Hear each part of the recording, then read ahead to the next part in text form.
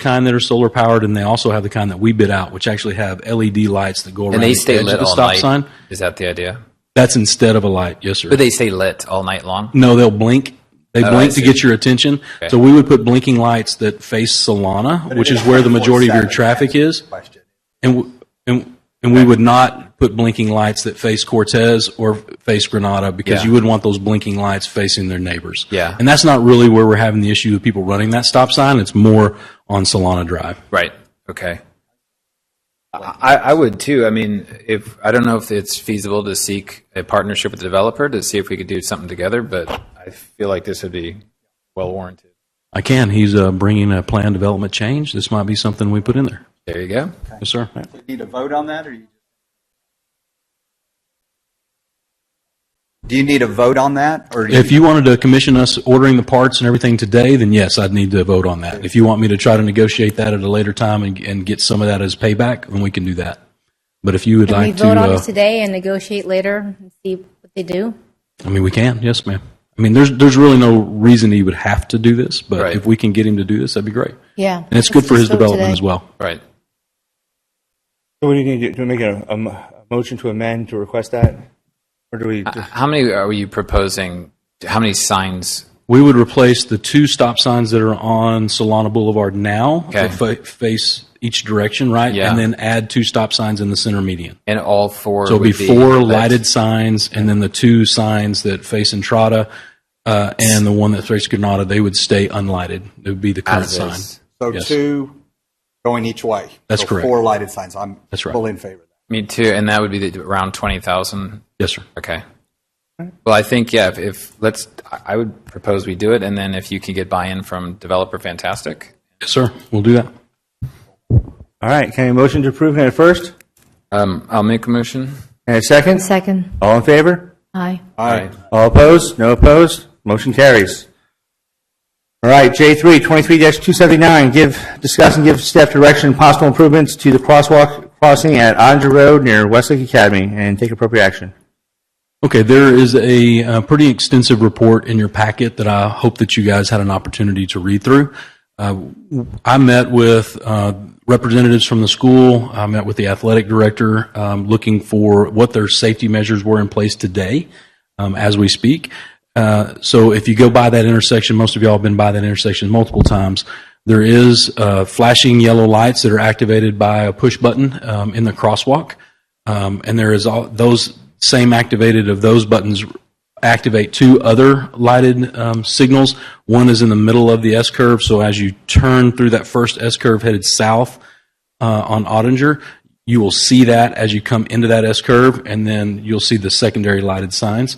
And then on the south side, there's a previous blinking light as well that's activated. So you get 2 sets of the blinking lights prior to. So that's what's in there currently.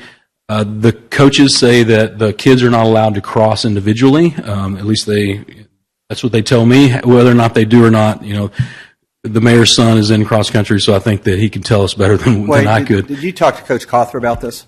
Yes, I did. Okay, thank you. Through Coach Ponder, though. That was through the athletic director. So he called a meeting But with Kim, the athletic director. I've been reached out by the Cawthors, so I've talked to them. So the idea there is what can we do to improve that crosswalk to make it a little more safe for our kids going across there.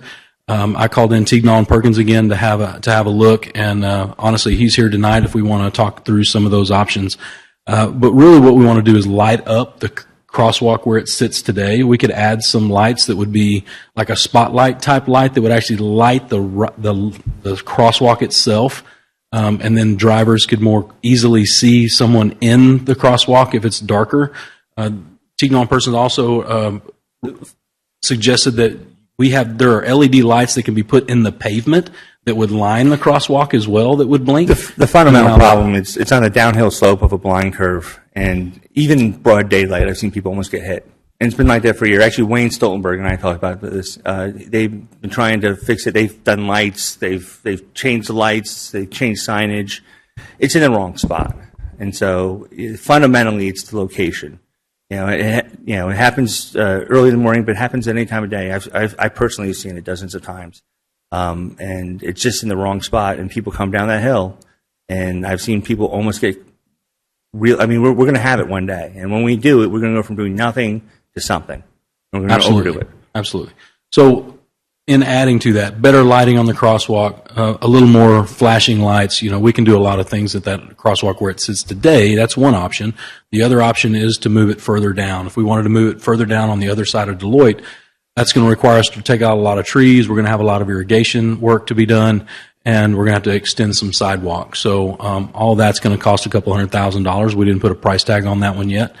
And then the other option that the mayor brought up was tunneling underneath the roadway there and possibly a walk bridge over. The issues with those are its ADA requirements say that you have to do no more than a 5% grade down or up, and that would make the walkway to either one of those would be way too long. Wait, So what was the we can't do cost to improve the current setup, better visibility, better lights? You talked about. Let me call Teagnall up here Yeah. real quick. Philip, would you come up? So this is Philip Verghese from Teagnall and Perkins, engineer. Good evening, Mayor and Council. The question was, what is the cost of which option? There's Well, the simplest would be to enhance what we have. So correct. So we'll be using the existing lighting and moving it around.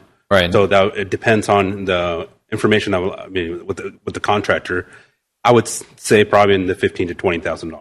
Okay, Just rough. versus a couple $100,000 just to move the crosswalk down the road.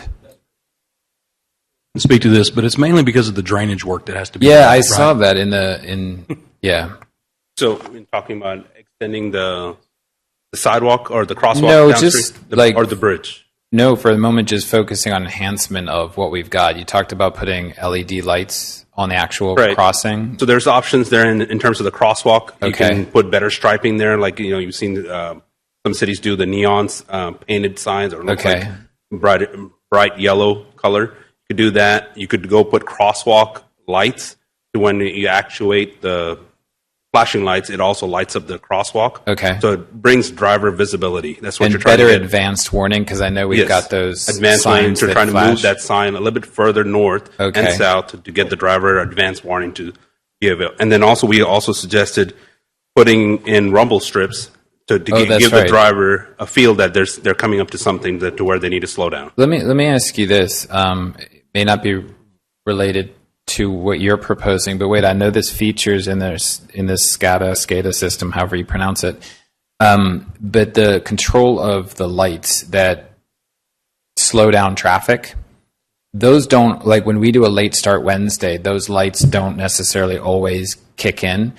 But my question was, I mean, if we had, is there any way that during like cross country that one of the teachers can activate that lighting system, or is the timing of that controlled by like a state law or something? We would need. Can you hear me okay? Yeah, okay.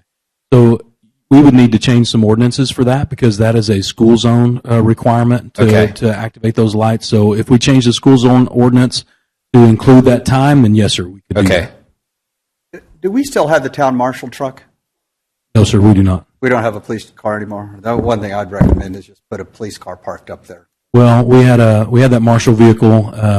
We no longer have a marshal, so we're using that vehicle to do a lot of other things. And Okay. if they passed by an emergency in a marshal vehicle, they'd be liable. So we had to. We've had police officers that up. in the intersection and people blown right through it. Yeah, no, me too. So is there, and then the other thing I've noticed is even when those amber lights are flashing in the school zone, some drivers don't necessarily pay attention. I assume there's nothing else we can really do to help enforce or show. No, the only other thing that we could do is we could change the yellow flashing to red flashing, Okay. which would require them to come to a complete stop, even Oh, if I the see. crosswalk was empty. The problem is no one's going to do that. No, it's going to for be sure. confusing to drivers. They're really not going to understand. Well, and also when you're exiting the school, it's not always clear whether the lights are activated because I think they only are at the two ends of the street, if that makes sense. Well, it's in the S curve, right? So if you're exiting the school, you should come to the S curve afterwards. Yeah, but I'm talking about during the school zone hours of when those other amber lights Yes, are sir. flashing generally because that slows the traffic down to 20 miles per hour. Yes, sir. That The was- school zone lights. Yeah. So we could look at that as well and add another school zone light. So you think the general estimate to put in the rumble strips, the LED lights, light up the crosswalk, move and enhance the warning lights that approach would be in the ballpark of 15,000. That's what you're thinking? No, that was just for the Okay. flashing lights, Okay. including all the other stuff. We'll have to look into it in a little more detail and get it with the contractor to price that all out. Okay, but so I don't think it's going to go ahead. Tonight was just to get direction from council because we had several ideas that were flown, Sure. and we really wanted to go after some contracting pricing for that. Okay. We didn't want to do it for a walk bridge, a tunnel, and then improving the current or moving the current. So if council gives me direction to do that and come back for you with all that pricing, we can absolutely do that. Or if you have one that council would prefer, then we will go after pricing for it. Well, if enhancement of our current setup, for sure, we should price out. Yes. Yeah, I concur with that. Moving the crosswalk, I mean, I feel like, Look, I think we need to get additional volunteers. Talk to Coach Cawthor. I think the lighting, everything you're talking about is great. If we need to get someone else to sit there, we can. I'd rather slow down on talking about options beyond enhancing what we already have. Yep. Because they are very expensive, like the tunnel you said would be about $1 million, and I do believe that as a town we would have to raise property taxes. The other thing that concerns me, and I'm going to sound like a super heartless Grinch for saying this, the other thing that bothers me right now is that I think that beyond the crosswalk at the school, from which I've had conversations where my understanding is that the teachers are not very concerned about that crosswalk. Certainly the coaches in cross country have taken a lot of effort to protect the kids, and they are actually a little upset that their team has been brought up in concerns with the crosswalk because they feel very confident about the crosswalk and the safety for the kids.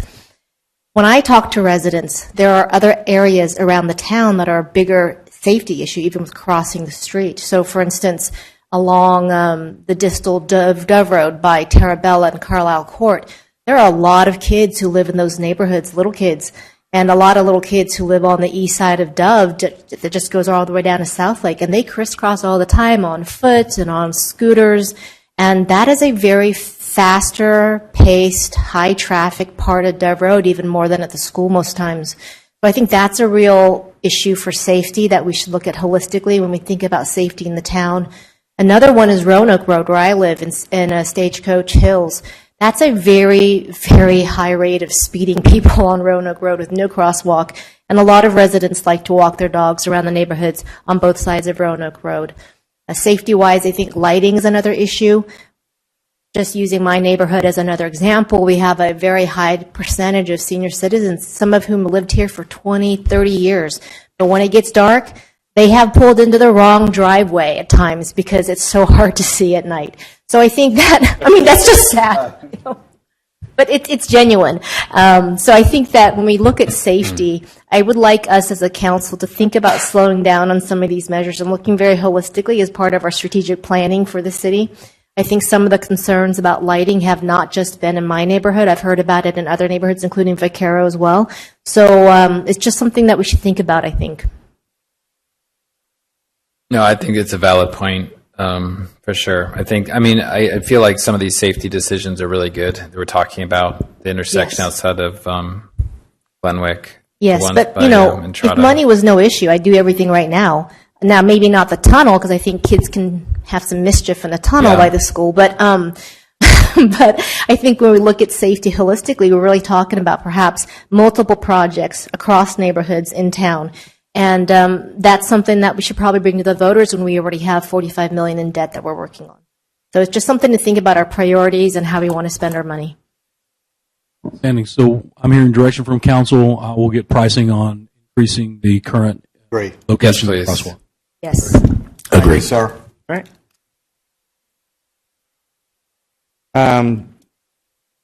23-288, considering approving expenditure of funds to Wildstone Construction LLC and amount not to exceed for emergency repairs to public water line at Westlake Academy and 20-inch supply line from the city of Fort Worth.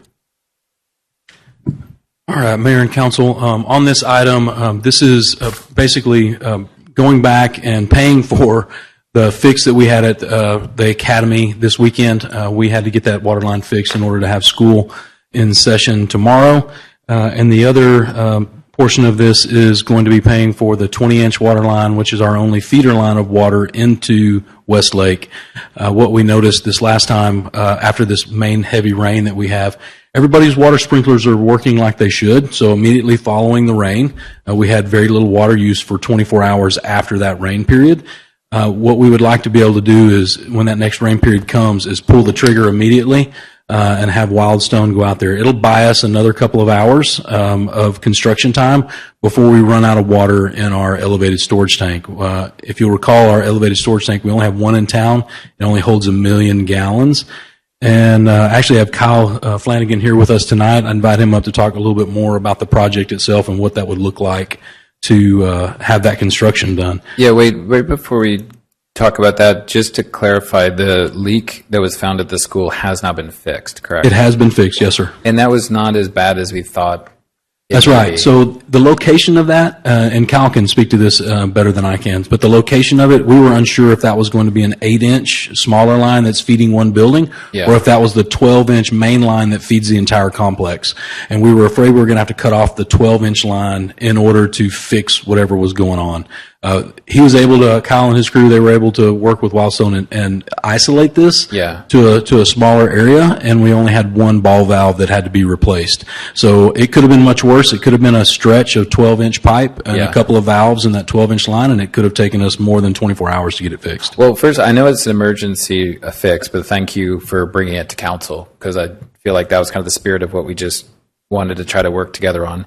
But in terms of the overall costing for these two repairs, you have indicated it would not exceed $75,000. Do you know roughly what the school element cost, given that it was not as... We have not received the bill yet from Okay. that. We're guessing around 20 or Okay. less. We're hoping more like 14, 12 to 14. Okay. But we're not real sure on that. And that's why I'm bringing it at a larger number, is because until they bill us, we're not going to know. Okay. And then in terms of the other 20-inch supply line from the city of Fort Worth, what's your best guess in terms of the cost of that repair? Kyle, you can come up here and talk about that if you don't mind. Good evening, Mayor, Council. In regards to the question about the cost of the 20-inch line, my experience with this type of work, you're looking at $30,000 to $40,000 to replace a section of line. It could be more, it could be less. We just don't know until we get it uncovered. Nobody's got X-ray vision, but we did reach out to a company that did a favor. Had correlators come out. They deployed those on the valves. They showed us exactly where the leak is, so we know where to dig and we know what we're up against. And Where is it? it's on the Circle T Ranch. So if you're on Roanoke Road, you'll notice a pond right across. I know it is the old Daimler Chrysler building. I'm not sure. I think it's a Hillwood building, but it's over on the right-hand side. Going back to the east, there's a stock tank there. It's where the future Kirkwood road is supposed to be. It's right out there on top of the hill. You can see the green trail going up the hill from the leak, and it's been going on for quite some time. Well, I was about to It's say, progressively gotten worse. Just for context, how long has the leak been going on for? So I've been here 2.5 months, Okay. and it's been going on longer than that. Do we know what the water loss is? Is it significant or? It's significant. Yeah. Okay. It's very Do significant. we have any mechanism in place to actually quantify the estimated gallons lost in that leak? Right. We lost our intake meters at the pump station, as you're aware. We had to bring that to council. I believe that was on the 25th of September. We've got that approved. Those meters are our intake meters at the pump station. We have those on order. But we do not have affluent metering at the pump station. That's something else that we need to look at in the future to have a real take on what we're taking in versus what we're pumping out and comparing it to what people are using so we can see water loss across the distribution system. We do not have that capability today. And so what you're saying is that as of now, when we order water from Fort Worth, Correct. we're paying for what they're saying they're giving us, but we don't know how much we're actually taking in and receiving. So That is remember, correct. we might be paying for more than we're actually getting. Well, Fort Worth is metering it. They're metering the water that we're At their taking in. end, But we have no way right now to actually measure the leak. to measure the leak or validate what Fort Worth's billing us, right? Okay. Because we don't have intake meters that are working. So it sounds like you're paying for the leaking water. It sounds like we're paying for the leaking water. we are paying for that leaking water 100%. Oh, you might answer this, I apologize. In the future, will we have a way of monitoring things to say our water usage is up, there might be something wrong? So, yes. So, we have Ion Water. It's Beacon Ion Water, so we can see it at the customer's account, like each customer's account. Those things, we use that as an overall daily, weekly, monthly total, where we can see consumption and project where we're heading. Right. So that's a good thing. Okay. Right now, I do not have, the SCADA system is very anemic, to say the least. That's another topic here. But we can compare, right, with what we're taking from Fort Worth. We should be able to take compare what we're taking from Fort Worth, compare what we're selling through the Beacon Ion Water app, and be able to come up with a real water loss or Early warning detection scenario. Yes, sir. Perfect. Got it.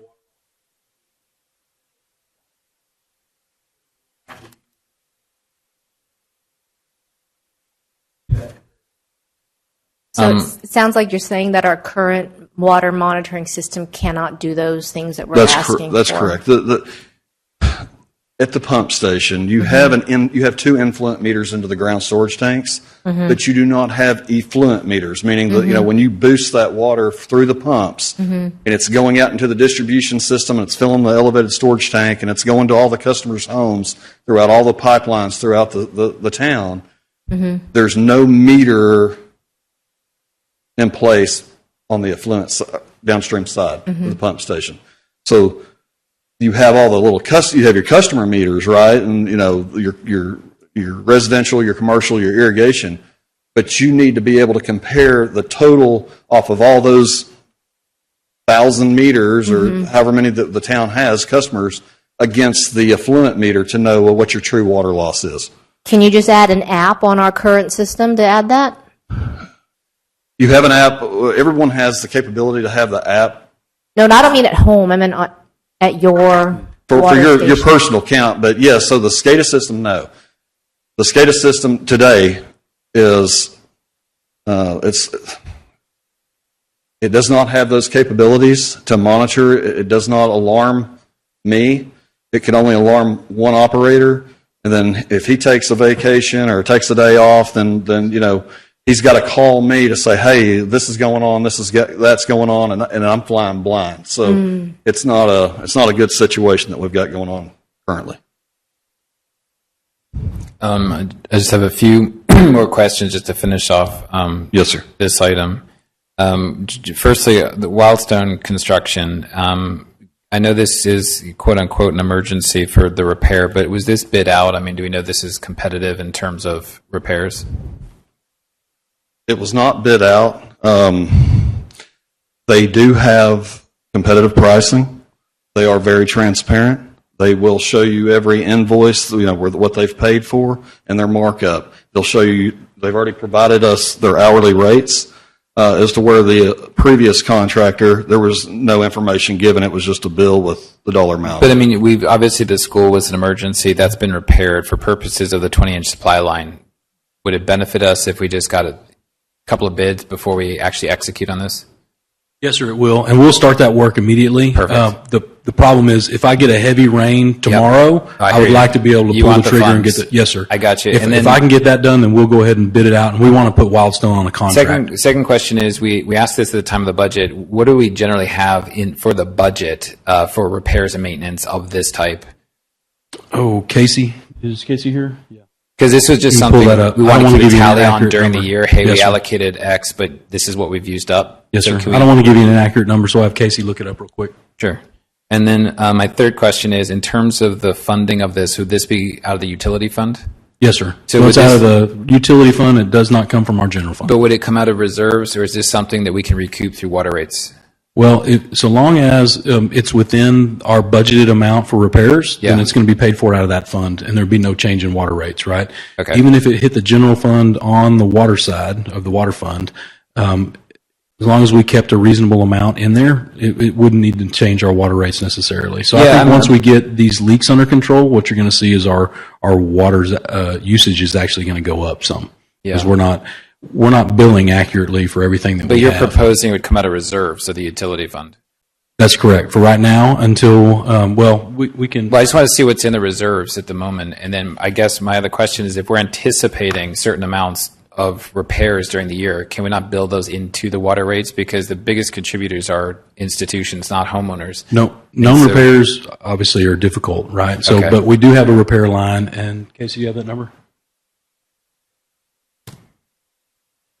So I would have to do some quick math to get it in total because we do separate it out between kind of what's our general normal everyday repairs in Okay. our maintenance fund. And we Okay. have about $75,000 that we budget for things like this that we keep an eye on throughout the year. Okay. And if we expect to go over that, then we would come back and ask to amend and use more reserves. Okay. We also have some dollars in the actual utility fund, 45,000 for these types of larger scale items. Okay. So And this will be a then- big hit regardless. It's an unanticipated Correct. big hit to fine. And That's then- kind of what I'm trying to get a handle on. Okay. As far as how it would impact rates, what we do is with our vendor NewGen that works with us to do our rate study annually, we give them a list of known repairs, and they also look at our infrastructure and capital improvement plans, Yeah. and they're factoring that in. Perfect.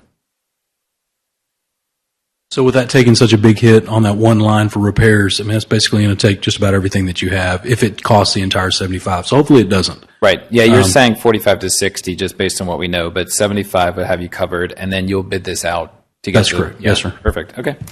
Excellent.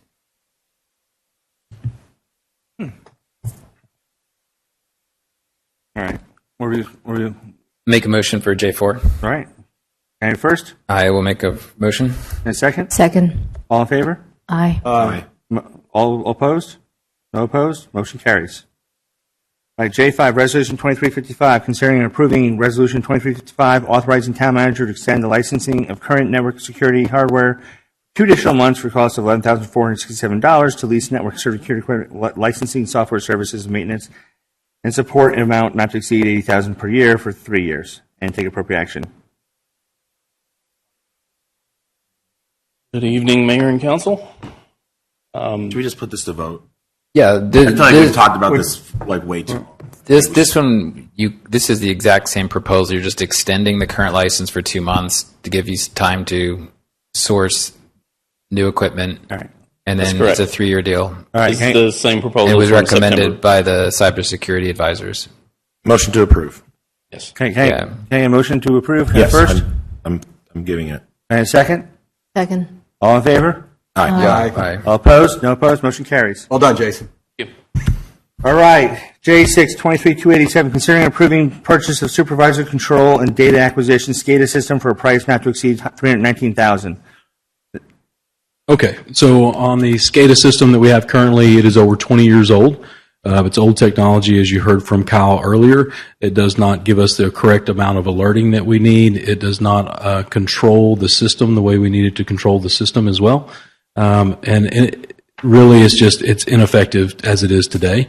So we're asking that the SCADA system be replaced. The other thing is the current SCADA system is using a radio tower or radio frequency.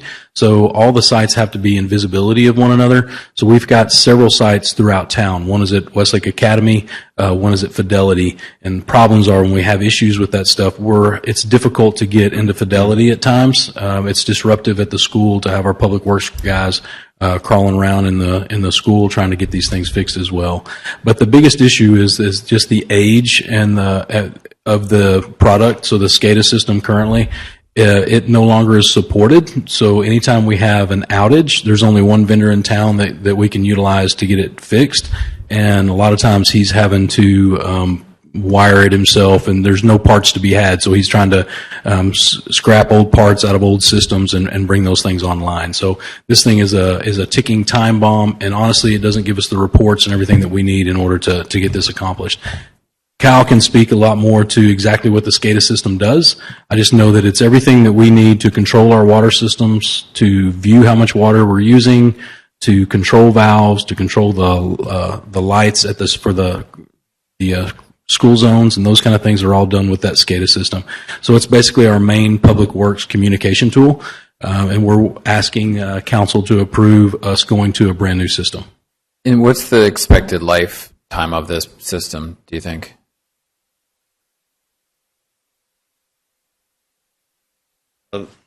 To answer your question, sir, the expected life of the new software, it will come with an annual agreement with it up front, and then there is an annual agreement. You have to pay, it's like $2,700 a year just to keep your maintenance But is agreement that the and service. only annual cost going forward? Is about $2,700 a year? And the cellular and communication endpoints, they're about 20 in a communication device, and there's 10 of them that you'll have to pay $20 a month. Okay. So But that's the that only should be in the ongoing cost for the system. That's an ongoing, reoccurring cost moving forward. And then same questions before, was this bid out? I mean, again, from a competitive standpoint, what other companies or providers did we check with? This is the reason we jumped on the ILA with the city of Denton. We didn't know when we were putting that budget together what we had or what we didn't have in that system until Kyle got on board and started trying to utilize the system himself. Can't you rent? There's SCADA systems that you could rent and then utilize existing systems. I'm sorry, sir. There's SCADA systems that you can rent, and then you have to buy the software licensing, but you can rent the licensing. I'm unaware of being.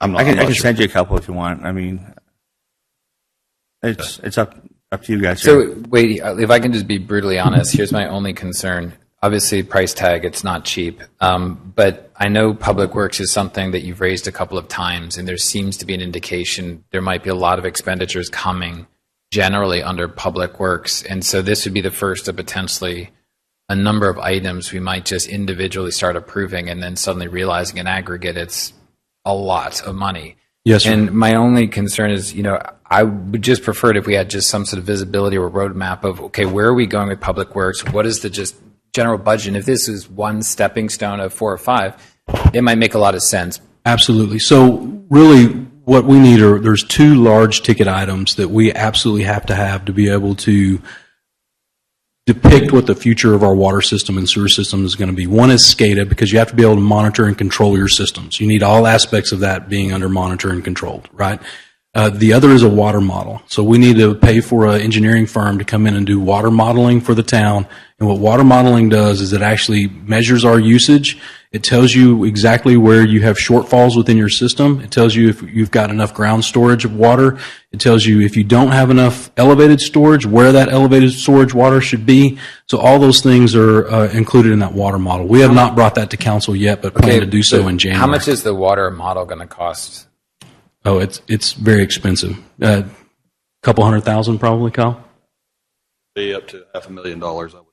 Okay, but Why is it that's that much? what that's basically going to tell us is what we maybe still need in terms of infrastructure. So my concern correct. is, would you not want to undertake the water model at some point so we understand? Because if we spend $320,000 now, and then you come back and say, well, actually, we need to get this model done, and it's telling us we now need underground storage. Yes, sir, overground but we storage. know that we're going to need the SCADA system. We absolutely have to be able to control every valve remotely, right? We absolutely have to be able to know how much water is moving around in our system remotely.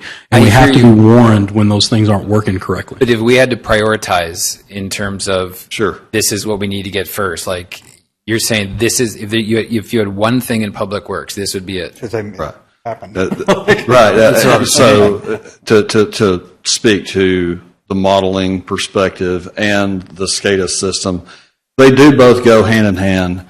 To have a good model, you're going to need good SCADA data with your historical trends, your flows, your diurnal curves, all those type of things that are showing data. Otherwise, the engineering firm, they're going to have to make a lot of assumptions on your system and your dynamics. How often do you need a modeling? It's Plan done. you need a master plan for your water system and future build out. A water model really Did we 10 have to them? 15 years. You probably should run a water, especially on a growing system, and as dynamic as this area has become with all the that's growth true. out here on 114 and 170. Does anyone know when our last water model was done?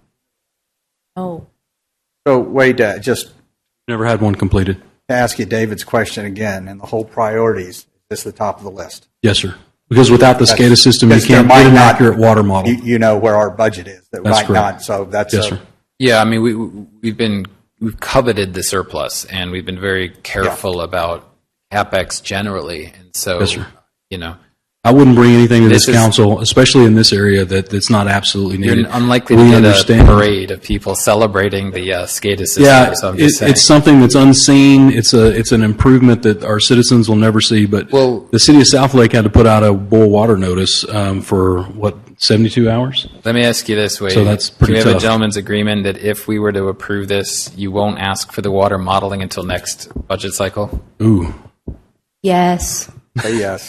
Say yes.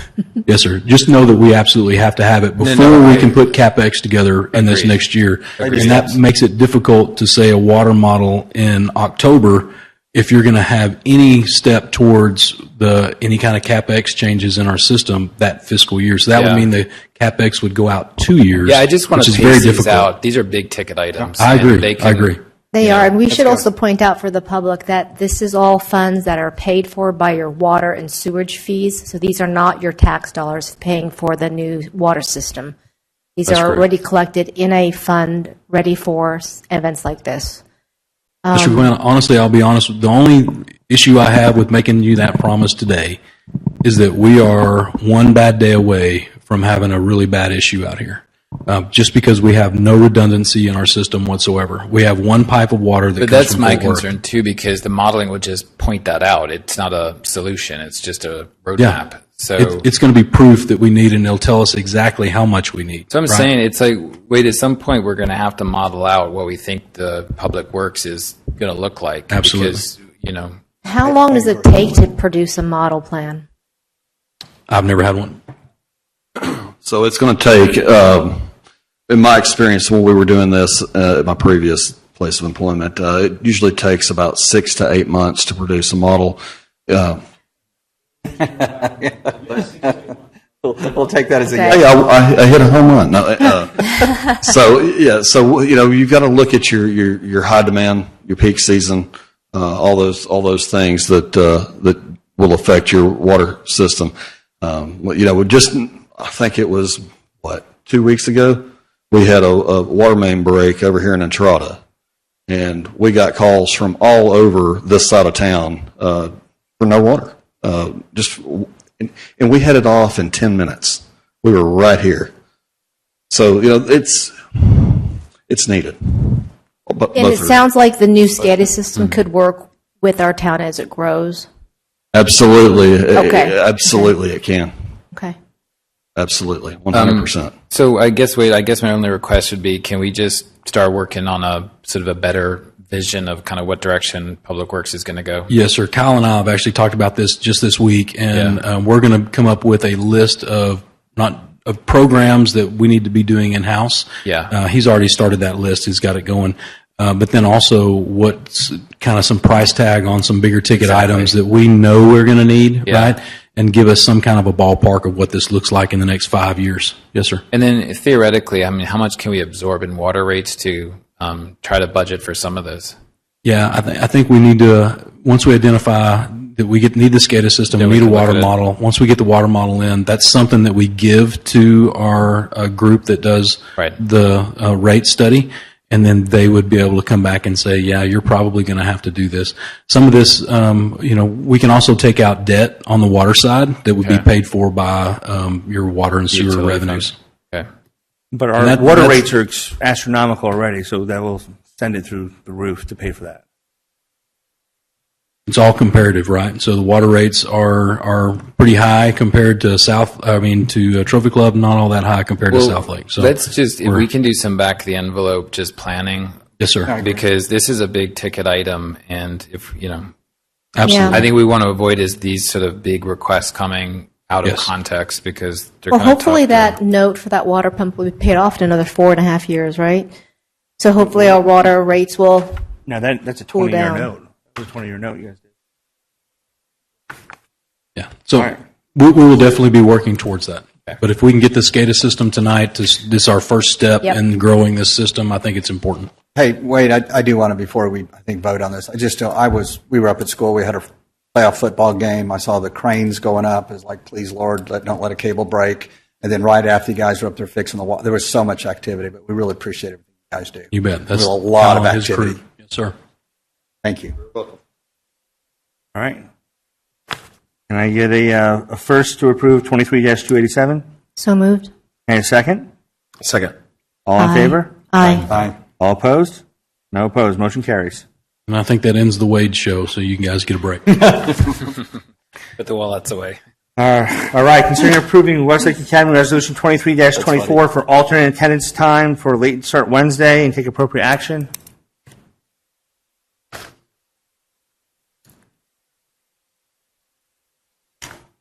Good evening, Mayor and Board. This is a resolution to accept an alternate attendance time.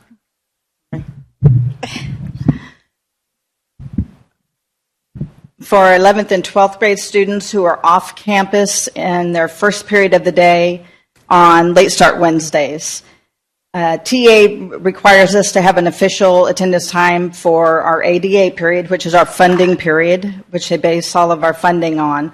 And our 11th and 12th grade students who have an off period are not present for the first period of the day, which is when on late start Wednesdays, which is when our official attendance time comes. So due to TEA's requirements, in order to have attendance for them, we have to have the board approve an alternate attendance time. So we've set that time for 10:45 when those students are coming onto campus for their second period of the day. So it's just, we need your approval to have that 10:45 alternate attendance period. Look, I'll take a swing at this one. It's probably the hour. We've been doing this a long time. I don't think I understand what you're asking. There's a late start on a Wednesday. Yes. Currently, it starts at what time? Our school starts at 9:40. 9:40. The 10th and 11th grade students that have that off period in their first and fifth periods. You said which grade? 11th and 12th? 11th and 12th. On A day, it's their first period. On B day, it's their fifth period, and they're off campus. So you're just asking that 11th and 12th grade would not have to come in until 10:45 on a No, Wednesday? we're asking that we have an alternate official attendance period. There are official attendance period for the entire school is at 9:40. Okay. Those students, those 11th and 12th graders that don't have a first period, aren't there. So we can't count them in our official attendance period, which is what we get funding for, unless we have an alternate attendance But you're time. talking about Wednesdays only. Wednesdays only. Right. Unless we have an official alternate attendance time. So what's happening now? Well, we're taking attendance for them and we'll put them in, but we have to have you guys approve that a time. So this is really just a gap. This is to solve a scheduling Right. problem. So where this doesn't change the time they're It coming doesn't in. change No, the it doesn't students' change time. their We just first period have, off. we just have you guys have a Gotcha. resolution Okay, to because approve when that. I read this, my understanding was you were asking for 11th and 12th to start later, and that was Yeah. going to change No, the no. logistics of parent. The only thing it does is make that 10:45 an official time for it's us. adjusting for you. On late start Wednesdays. Okay. Yeah. Yeah, it's to recognize those students' attendance for funding purposes. Okay. And TEA requires it to be a resolution with the board. Okay. Sounds good. All right. Are we ready here? Yep. And motion to approve. Can I first? So moved. And a second? Yeah, I'll second. All in favor? Aye. All opposed? Motion carries. Thanks, Darcy. Thank you.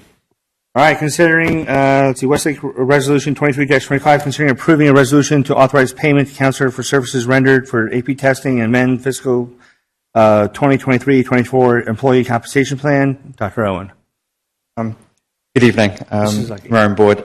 This All right, you guys want to just approve this? Yeah, you're asking Can we for get it first? $750 stipend for both of these positions.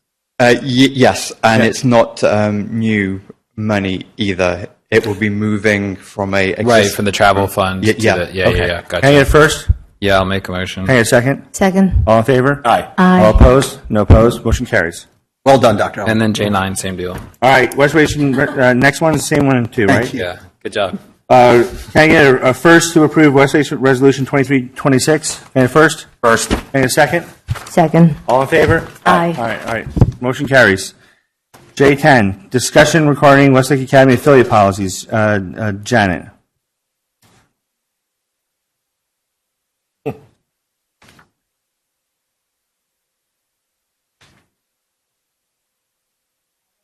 Very close to the end of your agenda, so I'm going to keep this very quick, but happy to answer questions. This is just a continuation of the discussion that you all have had regarding your interest in learning more about the affiliate groups and your relationship with the affiliate groups and how you can make sure that you're collaborating with those groups to the benefit of Westlake Academy to the greatest extent possible.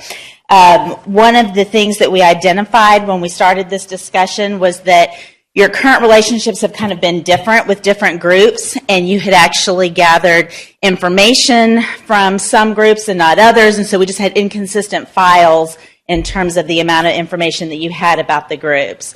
The other thing that we identified was that as these groups have evolved, some of the operations they've undertaken have changed and grown, and that the policy really no longer worked as a one-size-fits-all policy. The council expressed some interest in actually entering into MOUs with each individual affiliate group so that you can use that MOU to actually discuss expectations and benefits that will be afforded to the group based on the specific activities that they're planning to undertake.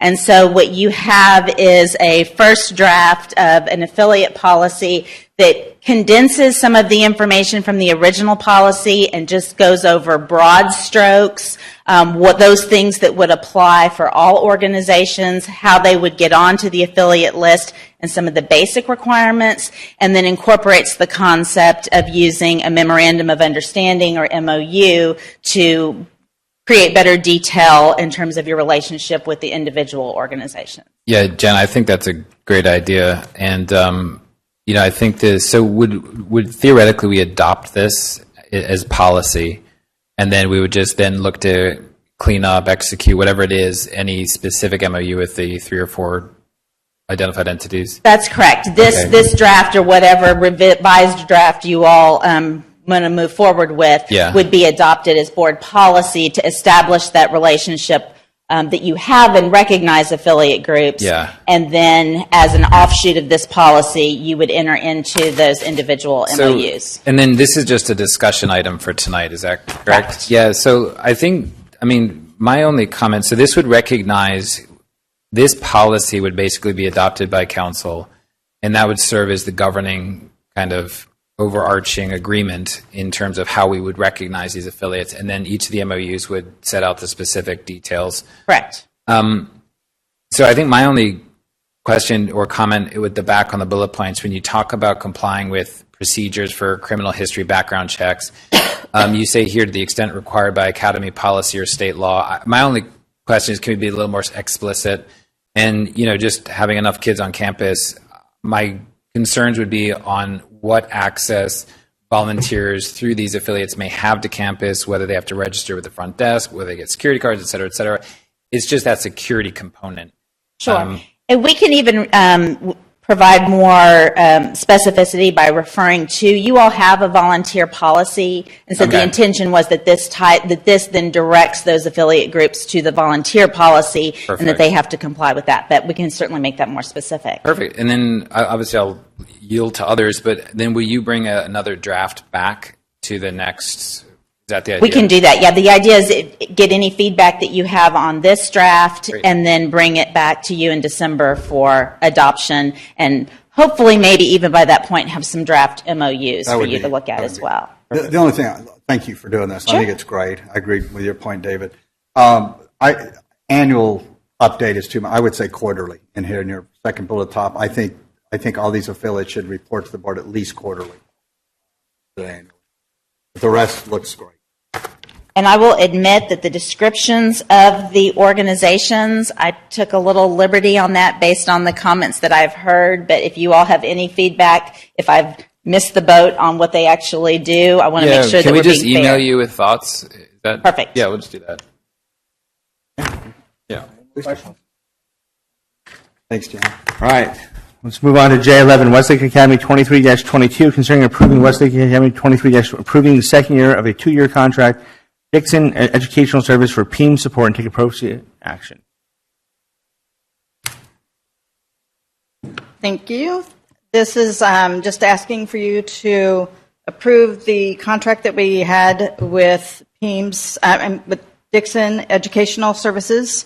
It's a contract that was signed last year, a 2-year contract, and it's up for your approval for the remainder of this year. It's called the PEEMS support, but in fact, they help us with our 19 reports that we do to TEA each year. Darcy, quick question. Yep. Why are we approving the second year of a 2-year contract? Because I was asked to bring it to the board. Okay. This was unfunded last year, and we executed it. So the total cost for this year is what? About 22,000? What we're saying? No, it's 43,000. So I thought that's for the 2-year contract. That's what it says That's in there. per year.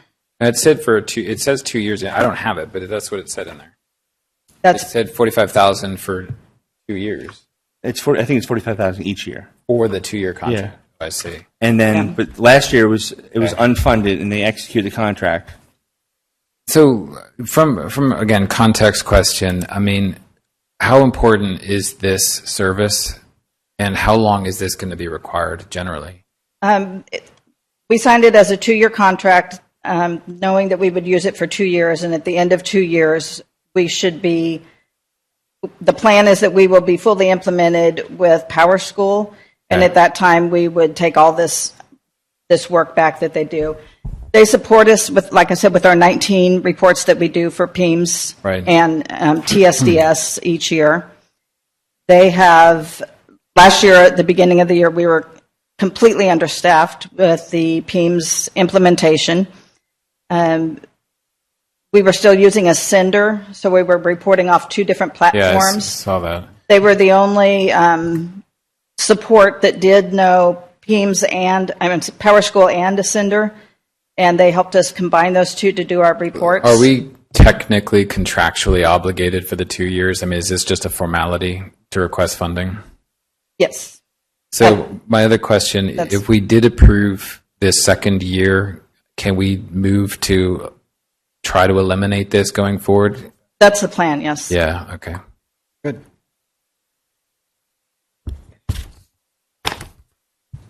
Any questions? Oh, sounds good. All right. Can I get a motion to approve? Can I get a first? I'll make a first. Can I get a second? A second. All in favor? Aye. All opposed? Thank you, Darcy, by the way. Motion carries. All right. All right, council recap. Mayor- Hold on, we have executive session stuff to do too. Oh, yeah. You want to close that out, Anna? Yeah, so I move to approve the settlement agreement reached at mediation on October 18th, 2023, and authorize the town manager and attorney to execute any necessary documents. Can I get a second? Yeah. All in favor? All right. Aye. All opposed? Motion carries. All right, council recap. Wade. Mayor and council, I have a couple of items to leave with tonight. One is coming out of executive session, some communication working with Mr. Sasser for head of school search out to the public. Also, we'll keep working on bidding for the public works contract for repair work. And then we're going to present council with a list of preventative programs and work needed on the water and wastewater side of the house. Okay. All right, future agenda items. You want to add anything to the agenda right now? Yeah, I do. I want to propose that we add a second Monday to every month that we have only one council meeting, which is the vast majority over the next year, so that we can work on strategy and comprehensive plan for the town and school. I think it's long overdue that we get to working on this. We've had some discussion back and forth on what the best timing is, and it seems like Monday nights might be the best time. A second Monday on top of the schedule we have now? Uh-huh, So yeah. 12 more meetings? Yes, because we typically historically have had 2 Mondays per month for council and school board in this town. Any second? Yeah, I just want to say, look, I'm traveling for a little bit here, and I come back just in time for the next meeting in December. So, I mean, unless there's an urgency to do it while I'm gone, my preference would be just to wait till I get back. But that's So it. we start in December? Is that what you're saying? If we can do it after, if we would start from the next meeting going forward, that would be my preference. Yeah, that's fine. Can I maybe add some Yeah. I agree. Like, definitely something that's been high on my list.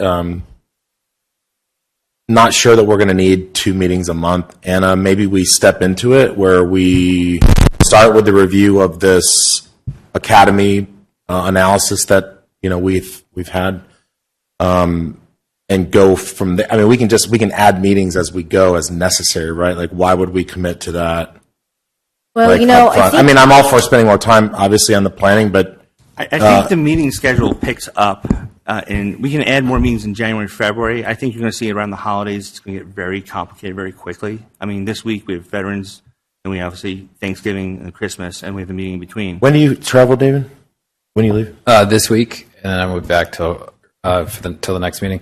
I mean, the other observation, I think some of our executive session items are generally coming to an end, so there might be an option to workshop before the regular meeting. But well, my thought is that it wouldn't even be a bad idea to start in January, for instance.